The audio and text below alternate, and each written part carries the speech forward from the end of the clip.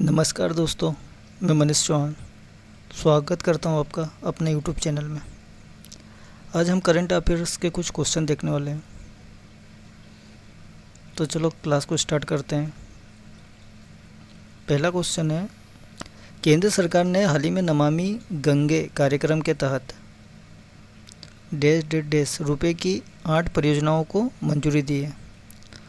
Option A 683 crore, option B 511 crore, option C 730 crore या option D 450 crore. तो इसका राइट आंसर हो जाएगा ऑप्शन नंबर ए 683 करोड़।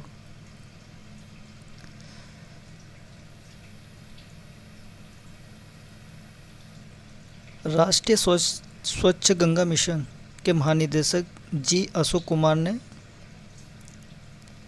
18 अप्रैल 23 को राष्ट्रीय स्वच्छ गंगा मिशन की कार्यकारी समिति की 48वीं बैठक का नेतृत्व किया।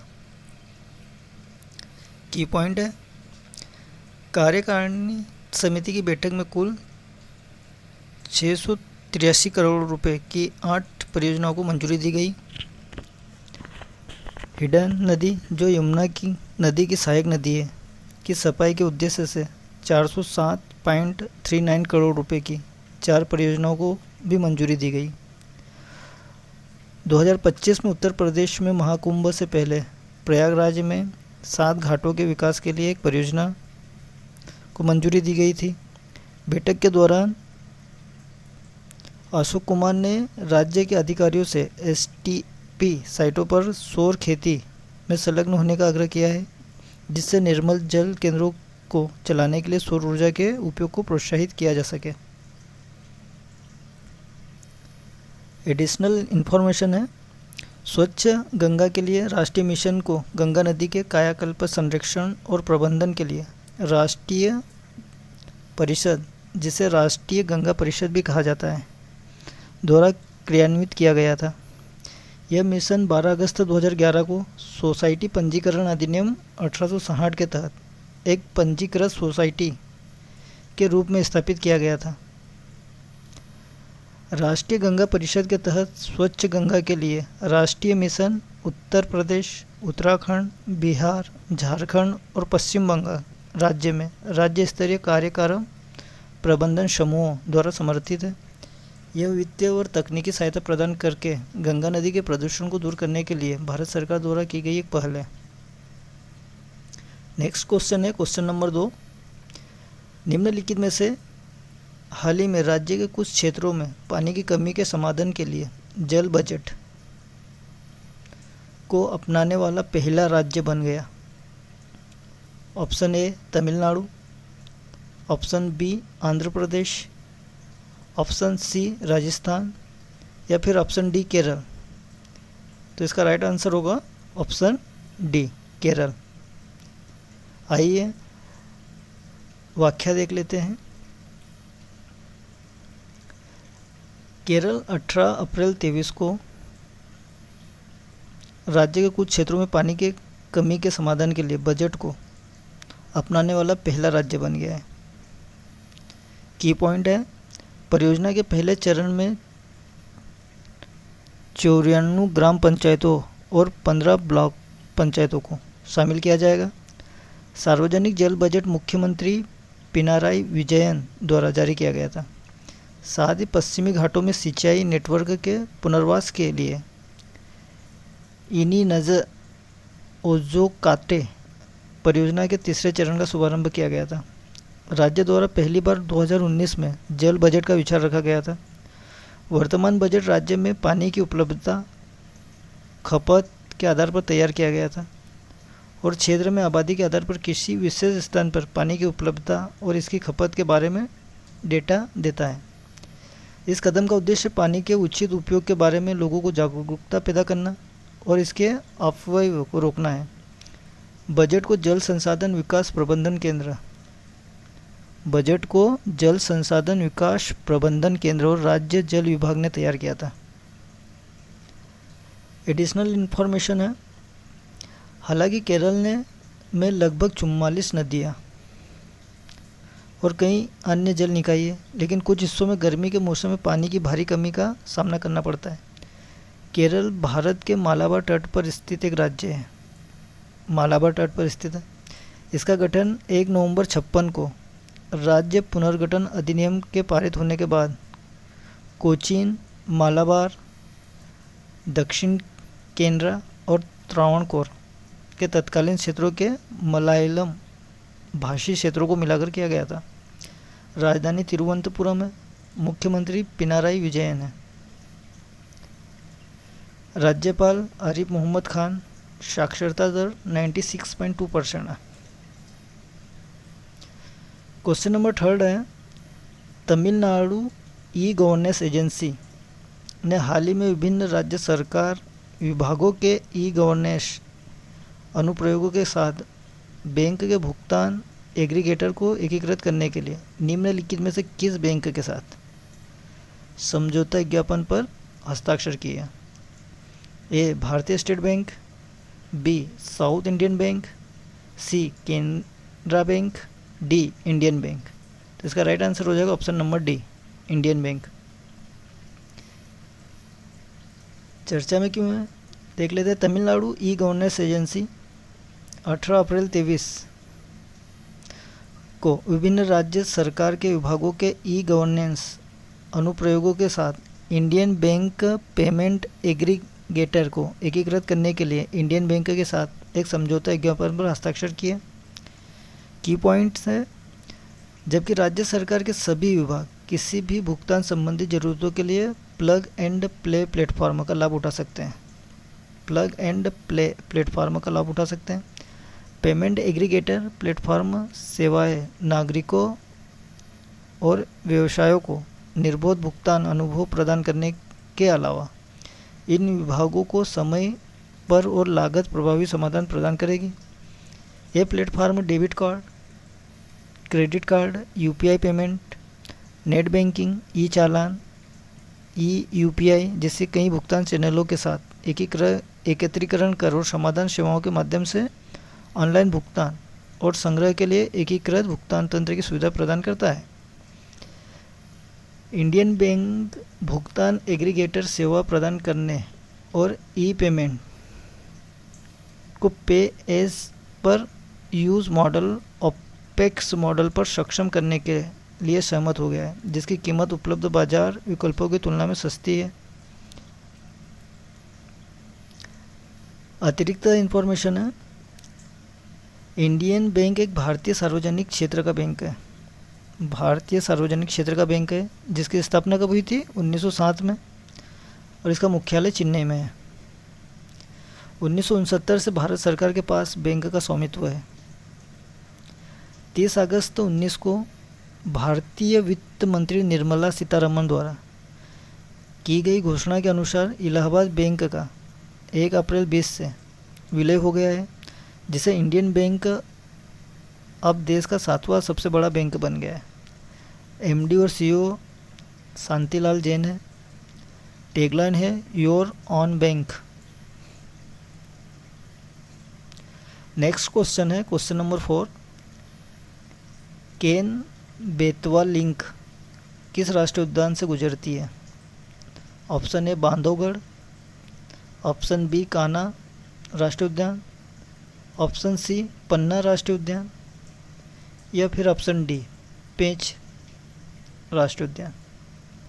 तो इसका राइट आंसर हो जाएगा ऑप्शन नंबर सी, पन्ना राष्ट्रीय उद्यान।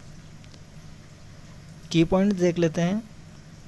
केन बेतवा लिंक नहर मध्य प्रदेश में स्थित पन्ना नेशनल पार्क से होकर गुजरती है। यह एक बाघ आरक्षित भी है।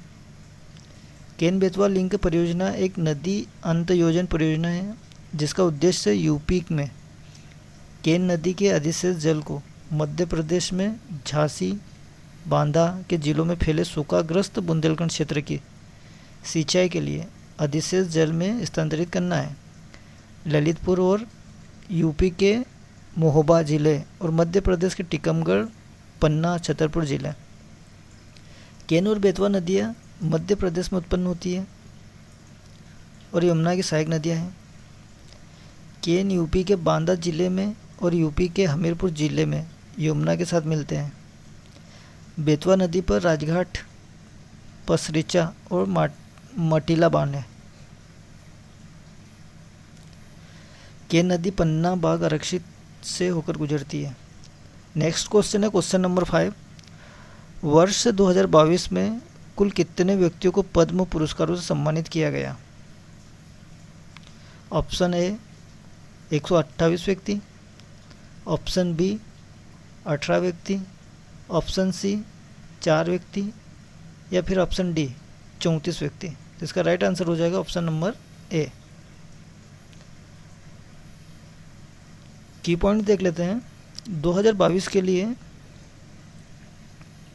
128 लोगों को 3 श्रेणियों में पद्म विभूषण, पद्म भूषण, पद्मश्री में दिए जाने वाले पुरस्कारों से सम्मानित किया गया है। गृह मंत्रालय ने 25 जनवरी 2022 को देश के सर्वोच्च नागरिक पद्म पुरस्कार प्राप्त करने वालों की सूची की घोषणा की। गायक सोनू निगम और ओलंपिक स्वर्ण पदक विजेता नीरज चोपड़ा को पद्मश्री से सम्मानित किया गया। इम्पोर्टेंट पॉइंट्स हैं 2022 के पद्म पुरस्कार विजेताओं की सूची नीचे दी गई है।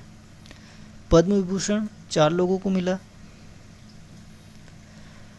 जिनके नाम है सुश्री प्रभा अत्रे, इनको मिला कला के क्षेत्र में। श्री राधेश्याम खेमका मरणोपरांत साहित्य और शिक्षा के क्षेत्र में। जनरल बिपिन रावत मरणोपरांत सिविल सेवा में। श्री कल्याण सिंह मरणोपरांत सार्वजनिक कार्य के लिए। 3 को मरणोपरांत मिला है।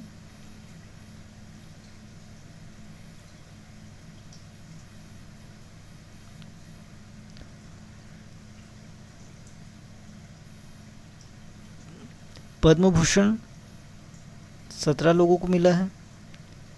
इनके नाम है श्री गुलाम नबी आज़ादी सार्वजनिक कार्य के लिए। श्री विक्टर बनर्जी कला के क्षेत्र में। सुश्री गुरमीत बावा मरणोपरांत कला के क्षेत्र में। श्री बुद्धदेव भट्टाचार्य सार्वजनिक कार्य। श्री नटराजन चंद्रशेखर व्यापार और उद्योग। श्री कृष्ण एला और श्रीमती सुचित्रा एला जोड़ी व्यापार और उद्योग में। सुश्री मधुर जाफरी अन्य भोजन पकाने के लिए। राशिद खान को कला के क्षेत्र में। महर्षि श्री राजीव महर्षि सिविल सेवा में। श्री सत्यनारायण नडेला व्यापार और उद्योग में। सुंदर राजन पिचाई व्यापार उद्योग। साइरस पूनावाला व्यापार उद्योग। श्री संजय राजाराम मरणोपरांत विज्ञान और इंजीनियरिंग में। सुश्री प्रतिभा राय साहित्य और शिक्षा में। स्वामी सच्चिदानंद साहित्य और शिक्षा में। श्री विशिष्ट त्रिपाठी साहित्य और शिक्षा में। नेक्स्ट क्वेश्चन है क्वेश्चन नंबर 6। 6 जनवरी 2022 में किस देश ने G7 प्रेसिडेंसी का पदभार ग्रहण किया?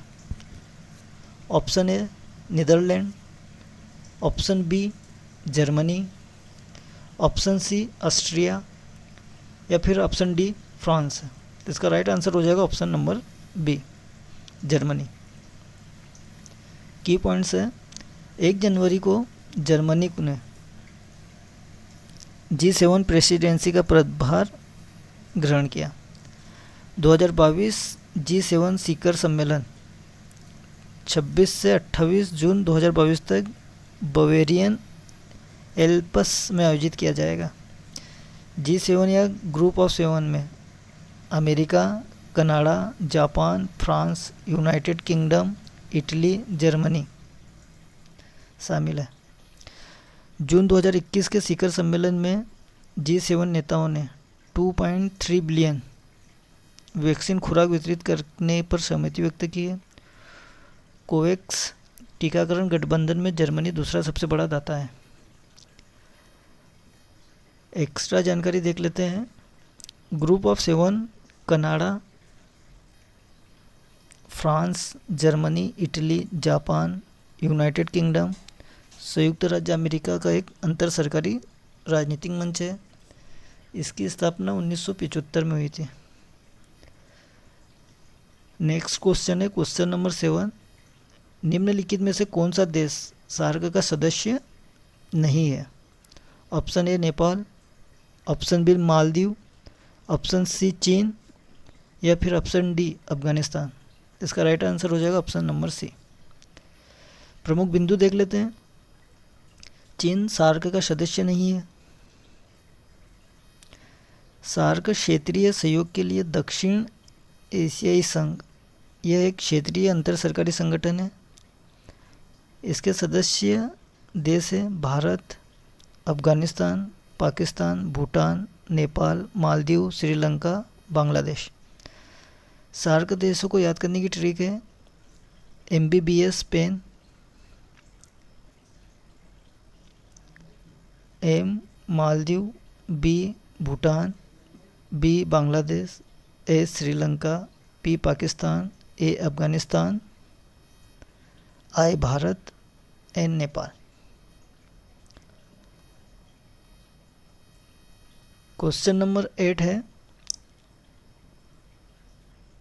दिसंबर 2021 में निम्नलिखित में से किसे टाइम के 2021 एथलीट ऑफ द ईयर के रूप में नामित किया गया? Option A Tom Brady, option B Serena Williams, option C Lewis Hamilton, option D Simone Biles. इसका राइट आंसर हो जाएगा ऑप्शन डी। की पॉइंट्स देख लेते हैं। यूएसए की जिम्नानिस्ट, ये कहाँ की है? यूएस की है। सिमोन बाइल्स को टाइम के 2021 एथलीट ऑफ द ईयर चुना गया है। उन्होंने 7 ओलंपिक पदक, 4 स्वर्ण,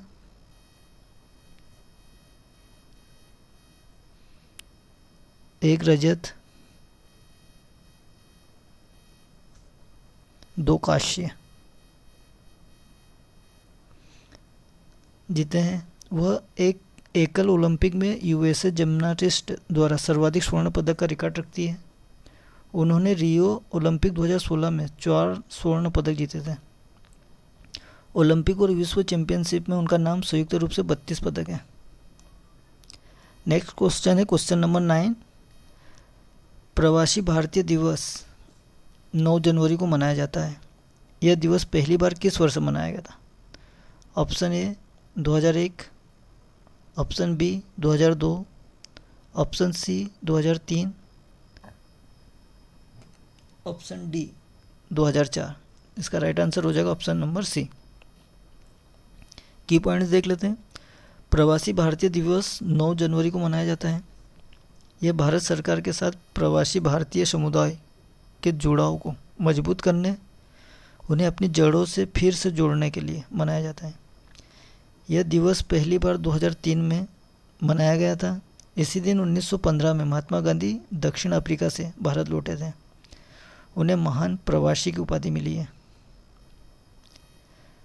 आज का लास्ट क्वेश्चन है क्वेश्चन नंबर 10। कौन सा पुल असम में डिब्रूगढ़ को अरुणाचल प्रदेश में पासीघाट से जोड़ता है? Option A Naini, option B Bogibeel, option C Coronation, option D Pamban. तो इसका राइट आंसर हो जाएगा ऑप्शन नंबर बी। महत्वपूर्ण बिंदु देख लेते हैं। बोगीबिल पुल भारत का 5वां सबसे बड़ा, सबसे लंबा पुल है। बोगीबिल पुल असम के डिब्रूगढ़ को अरुणाचल प्रदेश के पासीघाट से जोड़ता है। यह एक रेल सड़क प्रकार का पुल है। बोगीबिल पुल भारत का सबसे लंबा रेल सड़क पुल है। यह एशिया का दूसरा सबसे लंबा रेल सड़क पुल है। बोगीबिल पुल ब्रह्मपुत्र नदी पर बनाया गया है। इसकी लंबाई 4.9 किलोमीटर है। पुल दिसंबर 2018 पर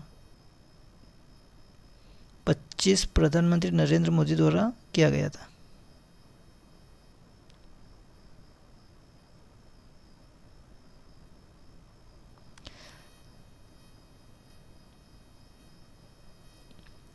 अतिरिक्त जानकारी है, पंबन पुल भारत का पहला समुद्री पुल है।